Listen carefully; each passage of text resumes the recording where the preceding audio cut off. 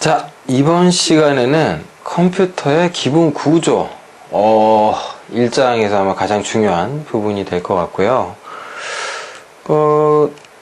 여기 내용을 얼마나 이해하느냐에 따라서 포인터를 얼마나 잘하느냐고 직결된다. 뭐 포인터뿐만 아니라 C 언어를 이해하는데 가장 근간이 되는 기본 이론을 다루는 뭐 그런 부분이다. 그렇게 생각하셔도 좋겠어요. 그러니까 컴퓨터라는 기계가 어떻게 작동하느냐 뭐 그런 얘기를 잔뜩 다루게 되는데요. 뭐 이제 기본적인 내용하고 그 교재는 잘 표현이 안 돼 있는데 그 강의상에 언급하게 되는 그런 내용들 한꺼번에 다뤄가지고 설명을 해드릴게요. 자, 일단은 우리가 상식적으로 좀 알아놔야 될 사항이 있는데, 그 전산을 전공하신 분들은 좀 다르긴 해요. 자, 여기 우리 좀 생각해 볼 문제가 있습니다. 자, 실행이 뭐냐? 실행이란 뭐냐는 거예요. 실행이 뭐냐? 여러분 저 실행이 뭐예요? 그러면 또 많은 분들이 이 강의장에서 이거 물어보잖아요. 실행이 뭐예요? 물어볼까? 실행이 뭐야? 실행이 뭐예요? 실행이 뭐죠? 예. 이거 물어보잖아요? 제일 많이 나오는 답변이 뭔지 아세요? 여기 더블 클릭이요. 뭐 이거 나오고, 이게 뭐야. 쪽팔리게. 더블 클릭은 무슨 더블 클릭이에요? 뭐 또 엔터요? 진짜. 엔터는 무슨 엔터예요. 더블 클릭 엔터 이런 거 아니고요.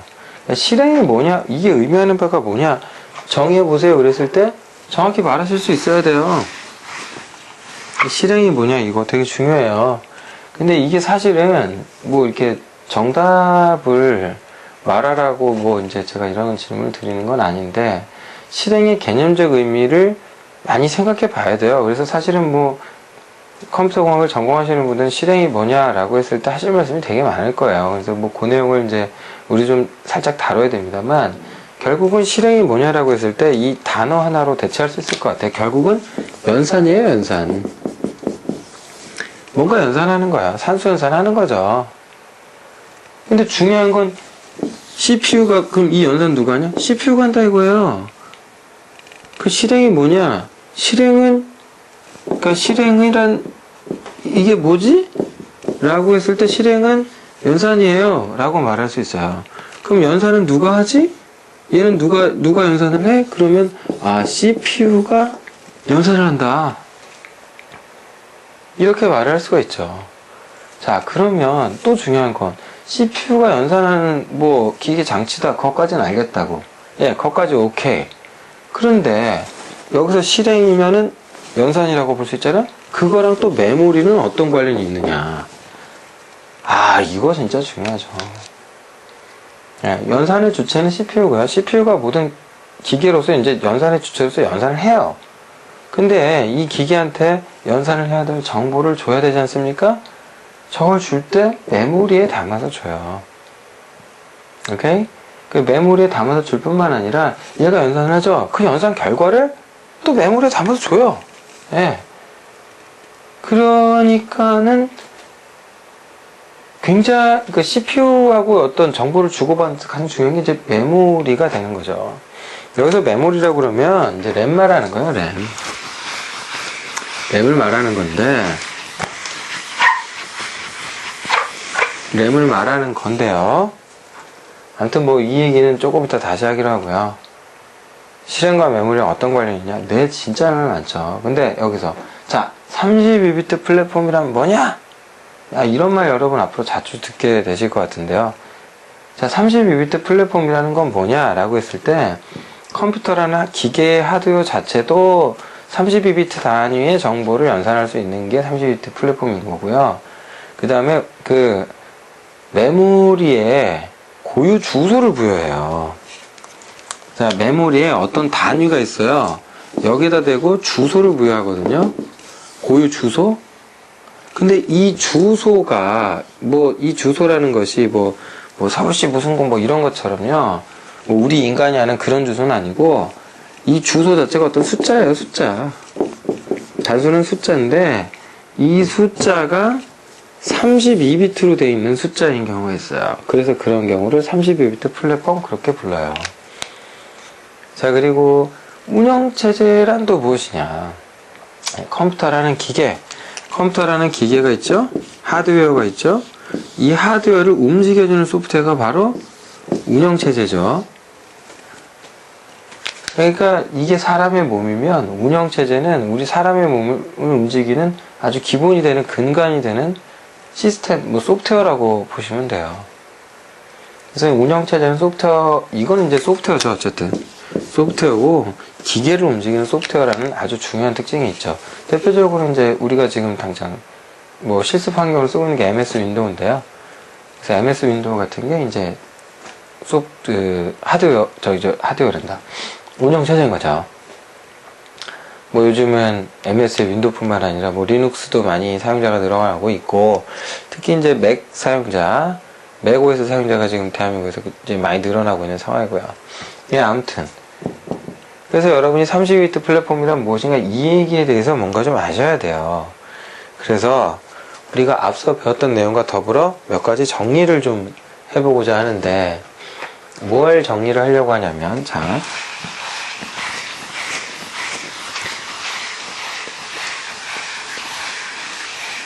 이거 중요해요. 이거, 우리 아까 이런 말 했어요. 자, 8비트 이런 말 했습니다. 8비트요. 이런 말 했어요. 그래서 이 8비트를 뭐라고 부르기로 했냐면, 1바이트요. 그러기로 했어요. 그죠?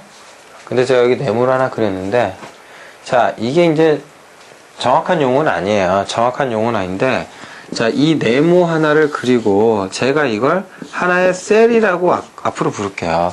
네모 하나, 셀. 자, 엑셀 할 때 그 셀 있잖아요. 정확한 표현은 아니에요. 다시 한번 말씀드리면 정확한 표현은 아니에요. 아닌데, 앞으로 그냥 근데 제가 셀이라고 부를게요. 이제 그림상 제가 네모라고 그리기 때문에 이런 건데, 요 셀이라고 이게 네모 하나로 그려놓고, 이거는 이제 기억 공간을 말하는 이제 의미로 제가 추상화시켜서 그리는 그림인데, 이제 기억 공간이다. 오케이? 그게 기억 공간인데, 그럼 공간이면 용량이 있어야 될 거 아니에요. 이 용량이 1바이트인 거예요.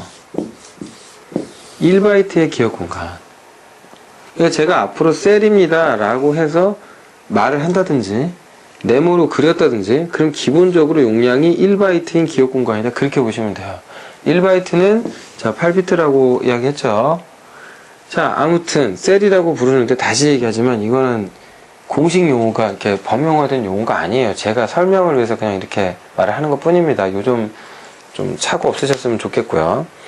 용량의 크기상으로 1바이트는 이 안에 뭘 담을 수 있다? 자, 영문 한 글자 담을 수 있다 라고 말씀을 드렸어요. 그런데 이 셀이라고 제가 표현하는 것에 있어서 가장 중요한 특징이 하나 있는데, 그게 뭐냐면 고유 주소를 갖는다. 고유 주소를 가지고 있다. 네, 고유 주소를 가지고 있다라는 아주 중요한 특징이 있어요. 자, 그렇다면 일단 이거 앞으로 제가 네모 딱 그리면은, 아, 이거 셀이다. 이거 안에 영문 하나 담을 수 있다. 그리고 여기 고유 주소가 있다. 근데 아까 32비트 플랫폼 이런 얘기 했죠? 그죠? 32비트 플랫폼? 뭐가 32비트라 했어요? 근데 이 주소가 32비트라 그랬어요. 주소가. 그러면, 자, 여기까지 일단 정리되셨나요? 예, 정리되셨다고 보고요. 네, 요거 잘 정리하세요. 정리되셨다고 저 보고 넘어가요.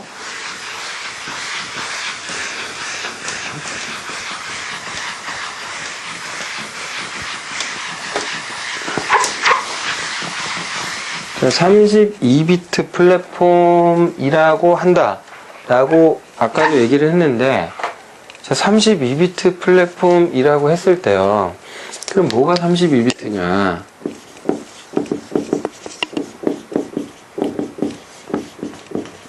(32비트) 플랫폼이라고 했을 때 이게 뭐냐면 주소를 표현하는 어떤 숫자가 32비트인 거야. 그러니까는요, 일단 이 숫자가 대표적으로 이제 예를 들면 어떤 식으로 되냐면은, 예를 들면 0x 헥사로 표시한다면 00 12 FF 60 이런 식이야. 이런 식. 이 숫자는 XP 사용하시는 분이 계실라나 모르겠는데 하여튼 예, 이 수업 들으시는 분은 XP 사용자 많으실 거라고 봐지는데 그분들은 아마 되게 이 숫자를 앞으로 자주 보시게 될 거예요. 무슨 얘기인지 이제 나중에 보시면 될 것 같고. 자, 이게 헥사라 그랬잖아요. 자, 이거 한 글자가 우리 했었죠. 몇 비트입니까? 4비트였죠? 그럼 요거 하나가 8비트겠, 이렇게 두 글자면 8비트겠네요. 그죠? 그럼 8비트는 다른 말로 1바이트죠?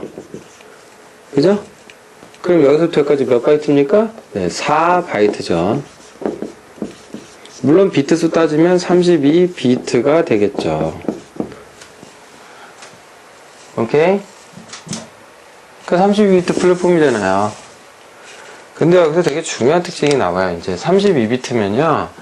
나올 수 있는 경우의 수라는 게 몇 개로 표현되냐면 2의 32제곱으로 가요. 2의 32제곱이요. 그런데 2의 32제곱이라는 숫자, 이거 10진수로 계산하면은 42억 9천만 얼마쯤 돼요. 근데 이게 재밌는 게 지금부터 잘 보세요. 컴퓨터는요, 용량을 계산할 때 1024단위로 늘어요. 그러니까, 자, 예를 들면 우리는 1000cc다. 그러면은 이거 대신에 1리터요. 이렇게 하죠. 1000cc 대신에.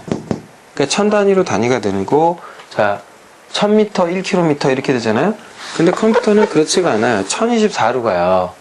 1024로. 왜 그렇게 되냐면, 자, 1, 2, 4, 8, 16, 32, 그 다음 64, 128, 그 다음요, 256, 512, 512, 그 다음 곱하기 하시면, 1024, 1024. 그래서 1024단위로 가요. 이진수를 쓰다가 이제 생긴 특징이죠.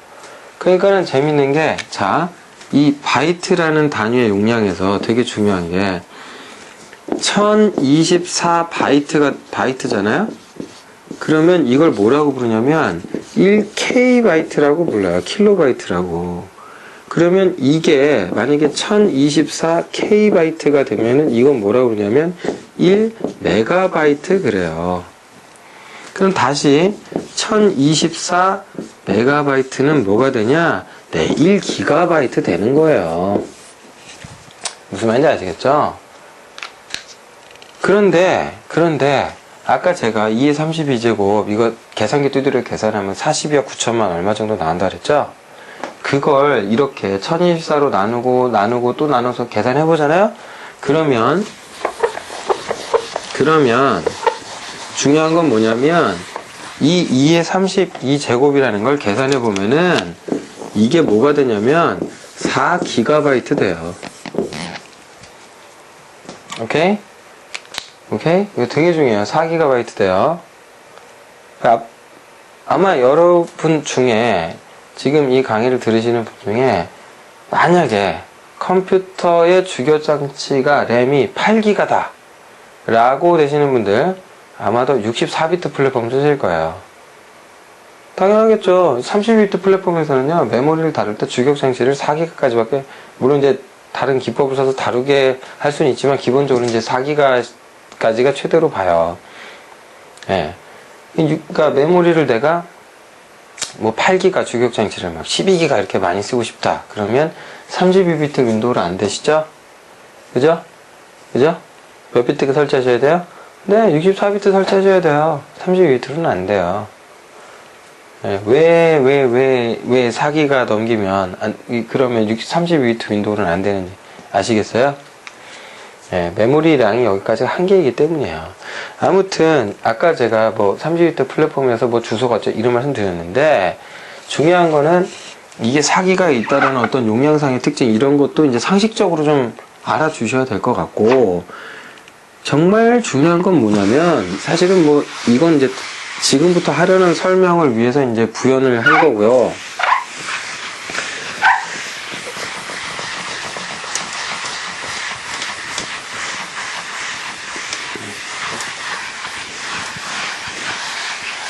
구현 설명을 잔뜩 한 건데요. 일단, 그러면은 32비트 플랫폼이다라고 했을 때 우리가 한 가지 가정이었고, 이런 셀이 하나 있잖아요? 이거 하나 셀이라고 한다 그랬죠? 그랬죠? 그럼 이런 셀이 이렇게 쭉쭉쭉 해서 쭉쭉쭉쭉 해서 최대 몇 개까지 나온다고요?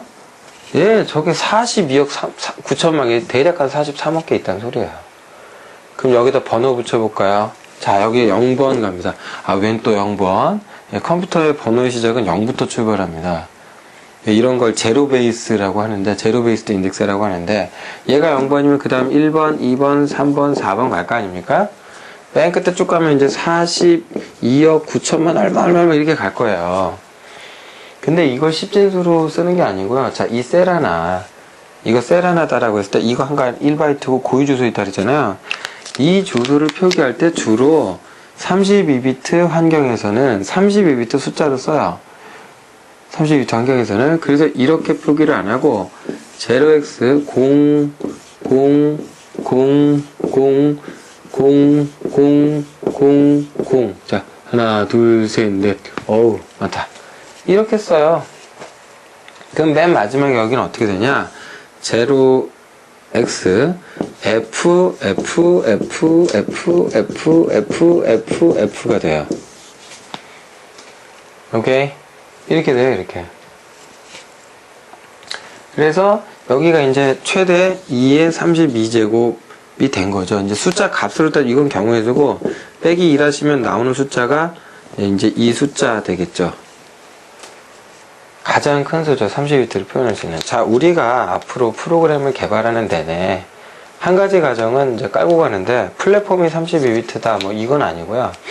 플랫폼은 뭐 64를 하시든 뭐 31을 쓰시든 상관없는데 우리가 만드는 이제 결국 이제 C 언어로 우리가 프로그램 개발하겠다라는 거잖아요. 근데 이 프로그램의 환경이 32비트를 사용하고 있다. 그래서 32비트 어플리케이션이다. 자, 아시겠어요? 우리가 만드는 프로그램은요, 무조건 32비트 어플리케이션이라는 가정을 전제하고, 위에서 이제 출발하는 거거든요.